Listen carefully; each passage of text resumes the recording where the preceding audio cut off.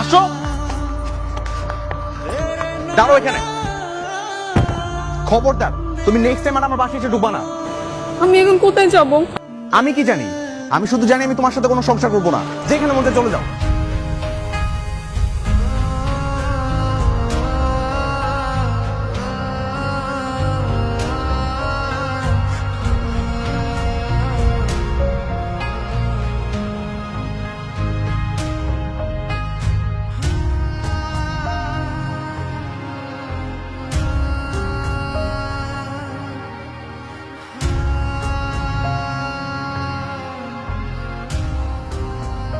দেখ দোস্ত, তোর জন্য আমি চাকরিটা খুব কষ্ট করে ম্যানেজ করছি। এখন মন দিয়া কাজটা করিস।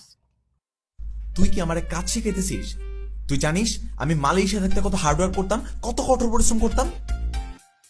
কাজ করস নাকি ফাঁকিবাজি করস ওইটা আল্লাহই ভালো জানে। সারাদিন ফিল্টার মারা বউয়ের লগে কথা কস।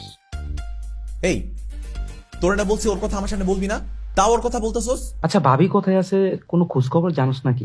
এই, কোন জায়গার কোন ভাবি, কার ভাবি? তোর না বলছি ওর কথা আমার সামনে বলতে না। ওরে আমি ডিভোর্স দিয়ে দিব। যেই মেরে দেখলে আমি অজ্ঞান হয়ে যাই তার সাথে আমি সংসার করবো নাকি? জীবনও না। আচ্ছা বাদ দে, কিন্তু আমার কথা হইলো ঢাকা শহরের মতো একটা জায়গা, এই মাইয়াটা একা একা কই আছে, কি করে? তোর জানা দরকার আছে। তোর জানা মতে আমাদের অফিসে যদি কোনো সুন্দরী মেয়ে থাকে ওর নাম্বার এনে দে। দেখবি কয়েকদিনের মধ্যে লাইন মেরা পটাইয়া বিয়ে করে ফেলছি। খুব সহজ। তোর কাছে পৃথিবীর সবকিছু একদম সহজ। একবার যদি বিচার যায়, তোরা তো ঘাড় ধাক্কা দিয়ে চাকরি থেকে বাইর করবো, ওকে আমারও বাইর করবো। আরে আগে তুই নাম্বার ম্যানেজ করে দে, তারপর দেখবি আমার কামাল। এসব চিন্তা মাথা থেকে বাদ দিয়া কাজে মনোযোগ দাও, করো।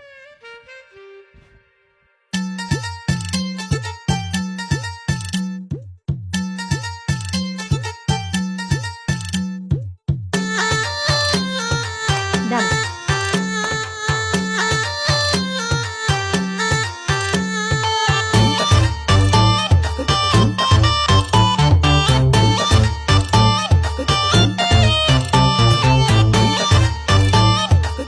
দেখেছিস তোকে কত সুন্দর লাগছে?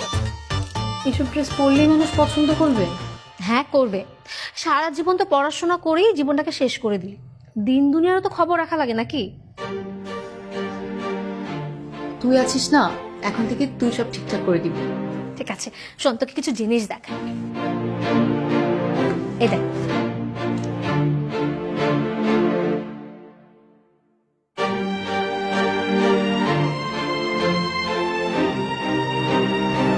আমি তো গ্রামে কখনো এসব পড়িনি, আমার লজ্জা লাগবে রে। শোন, এটা না গ্রাম না, এটা শহর। এখানে কে কি বলবে তার কোনো সময় নেই, আর কারো দিকে কারো নজরও নেই। কেউ যদি নজরই না দেয় তাহলে এসব পড়ার দরকারটা কি? এর জন্যই না তোর স্বামী তোকে ঘাট ধাক্কা দিয়ে বাসা থেকে বের করে দিয়েছে। মাথা মোটা কথা কর। বুঝায় বল, তুই তো জানিসই আমি কালো, এখন কি আটা ময়দা মেখে সুন্দর হব নাকি? আর একবার ফিল্টার মেরে মারাত্মক ঝামেলা পড়ছিলাম। শোন, পুরোনো কথা না একদম ভুলে যা। আর তুই কালো, তাতে কোনো সমস্যা নেই। যদি তোর পোশাক আশাক, তোর স্টাইল যদি সবকিছু ঠিকঠাক থাকে, তাহলে ছেলেরা তোর পিছনে লাইন লাগবে। তুই অনেক কিছু জানিস রে। বিয়ের আগে যদি তোর সাথে যোগাযোগ থাকতো না তাহলে অনেক ভালো হতো। তোর থেকে আমি অনেক কিছু শিখে নিতাম। তাহলে অ্যাটলিস্ট হাজবেন্ডের হাতে ঘাট ধাক্কা দিয়ে বাসা থেকে বের তো হতে হতো না। শোন, অমন স্বামীর নাম না মুখেও আনবি না। আর তখন আমি বলছি তোর হাজবেন্ড কল দিলে তুই রিসিভ করবি না। আমি নিজেকে পরিবর্তন করবই, দেখে নিস। আর নিজের পায়েও দাঁড়াবো। শোন, কাল থেকে সকালে তুই মর্নিং ওয়ার্কে যাবি। নিজেকে কিন্তু ফিট রাখতে হবে। আচ্ছা শোন, যেখানে যেখানে চাকরির অফার আছে সেখানে আবেদন কর। ইন্টারভিউ দিতে দিতে একটা চাকরি তো হয়েই যাবে। আবেদন করা আছে, ইনশাআল্লাহ হয়ে যাবে।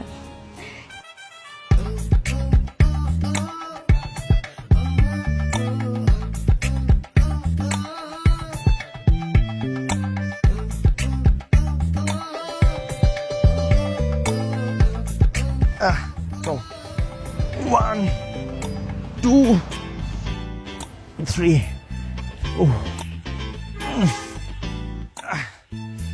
আমার কপালটা তো খারাপ বুঝছিস। দেশ আসার পর থেকে এখন পর্যন্ত একটা সুন্দরী মেয়ে চোখের সামনে দেখলাম না।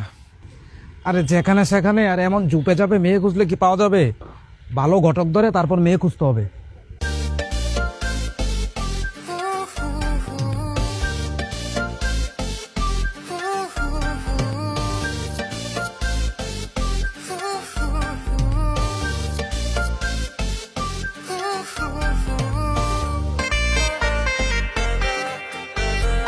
এ ফরাক দোস্ত, এটা ভাবি না?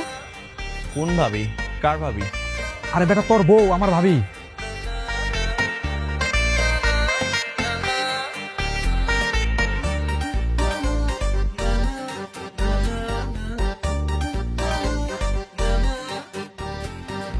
আরে যা, এটা কেমনে করে আমার বউ হয়?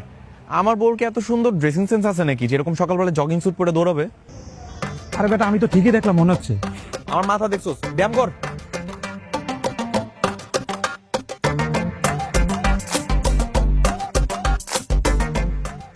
ওরা এখানে কি করছে? আমার কথা জেনে গেল নাকি? চলে যাই তাড়াতাড়ি।